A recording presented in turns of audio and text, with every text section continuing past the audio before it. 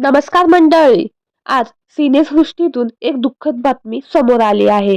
प्रेक्षकांना खळखळून हसवणाऱ्या कलाकाराच्या डोळ्यात आज अश्रूंनी जागा घेतली आहे.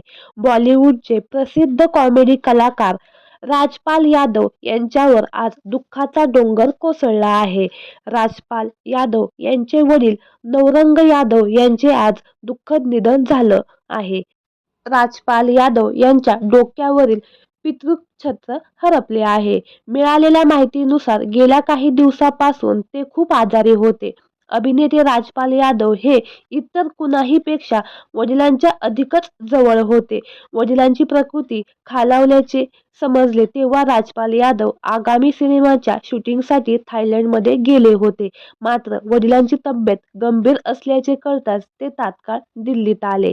त्यानंतर काही तासातच उपचारादरम्यान त्यांच्या वडिलांचे निधन झाले. त्यामुळे संपूर्ण यादव कुटुंब शोकसागरात बुडालं आहे.